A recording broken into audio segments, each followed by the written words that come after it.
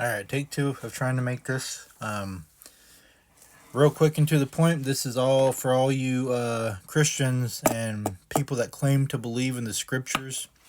This is what it actually says about the church you're going to today or have already gone to. And you guys just need to listen. I'm just going to try to read this to you. 2 Timothy 4 2 through 5 here. Preach the word. Be instant in season and out of season. Reprove, rebuke, and exhort with all long suffering and doctrine. For the time will come when they will not endure sound doctrine, but after their own lust shall they heap to themselves teachers having itching ears.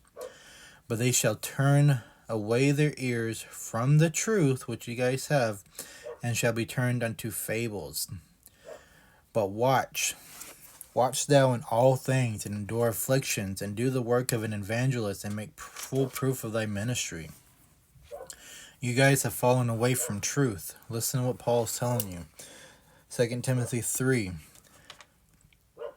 This know also, that in the last days men shall be lovers of their own selves, covetous, boasters, proud, blasphemers, disobedient to parents, unthankful, unholy, without natural affection, truce breakers, which is covenant breakers, false accusers, incontinent, fierce, despisers of those that are good, traitors, heady, high-minded, lovers of pleasure more than lovers of God, having a form of godliness, but denying the power thereof, and from such turning away.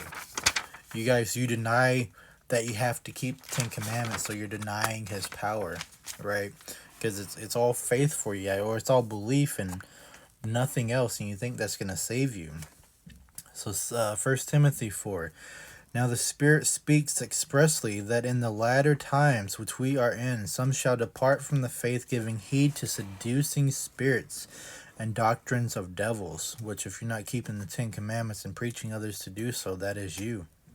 Speaking lies and hypocrisy, having their conscience seared with a hot iron, forbidding to marry, and commanding to abstain from meat which God has created to be received with thanksgiving.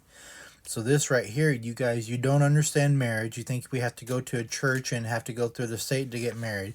That's not biblical marriage. And you're not telling us to abstain from certain meats, which is your pork, your swine. Isaiah 66 tells you this, that you're going to be destroyed for eating that, and with the abomination, which is your Christmas tree or your idols that you guys hold on to. So we're just going to keep going here. So let's go 2 Thessalonians 2, starting in verse 3. Let no man deceive you, right? And you all are deceived. For that day shall not come, which is the great and terrible day of the Lord, except that the falling away come first, and the man of sin be revealed, the son of perdition. That falling away has already taken place, because you guys, you didn't even keep the Sabbath yesterday, but you think you can keep Sunday and follow Catholics and Constantine and what they did. Go do your history, go do your research, go study, go actually see that the seventh day has always been the seventh day. It's never changed.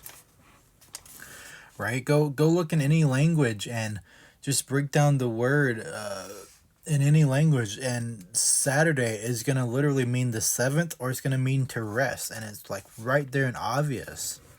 So who is this man of sin that's going to be revealed, the son of perdition, who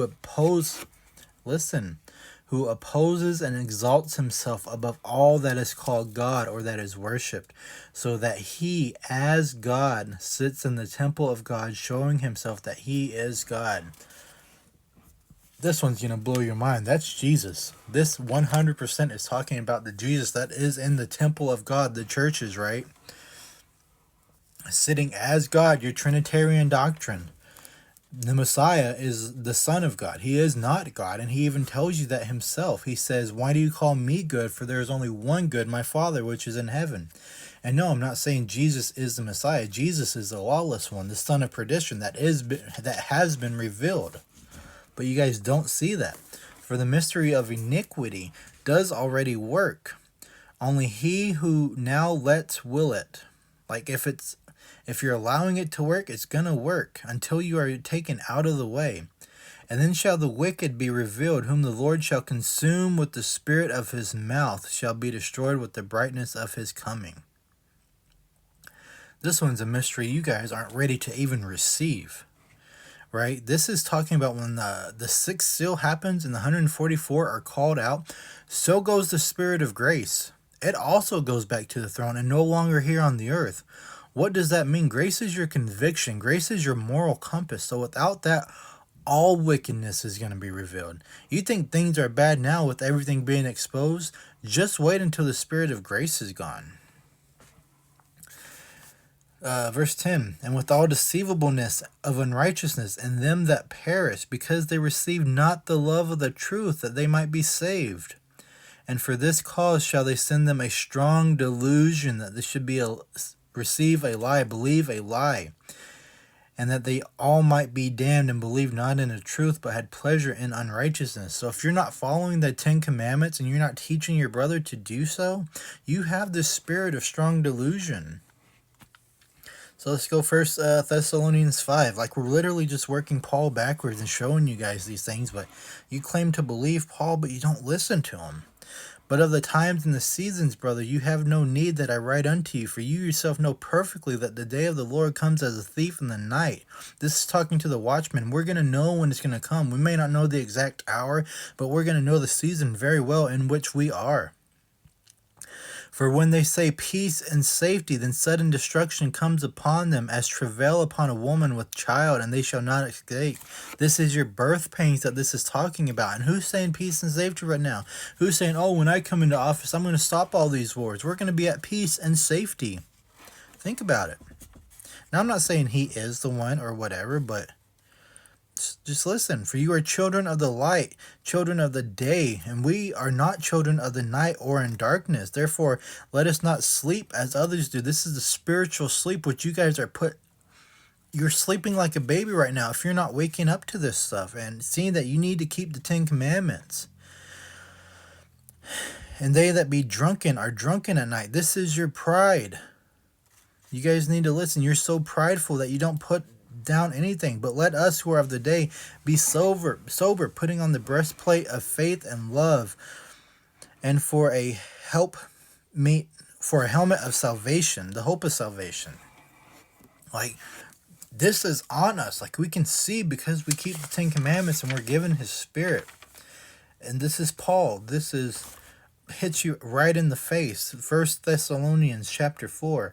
Furthermore, we beseech you, brethren, and exhort you by the Yeshua Messiah, that ye have received of us, and you know how to walk, and to please God, that you would abound more and more. For you know very well what commandments we gave you by Yeshua Messiah. For this is the will of God, even your sanctification, that you abstain from fornication. This is you sleeping with all of your idols, all of your other religion. This is actual spiritual fornication, not just adultery, but sleeping around with all these other religions in which you guys are doing. That every single one of you know how to possess his vessels in sanctification and honor, not in the lust of conspicuance, even as the Gentiles who know not God. If you don't know God, meaning if you're not keeping his commandments, you're not Israel, you're a Gentile. It's literally one or the other. That there's a fine break in this. You want to call yourself Gentile or you want to call yourself a Christian? Are you keeping the commandments? You're a Gentile, right? That no man go beyond and defraud his brother in any manner, because that the Lord is the avenger of all who do such, as we have forewarned you and testified. For God has not called us to uncleanness, but unto holiness. He therefore that despises not man, but God, who has given all unto us, who is his Holy Spirit. But as touching brotherly love, we don't need to teach you, for you yourself are taught from God to love one another. This is the royal law. This is warning your brother if you see them in sin, which all of you are if you aren't keeping the 10 commandments. So I'm going to end it here, and I'm going to have to do a part 2 of this.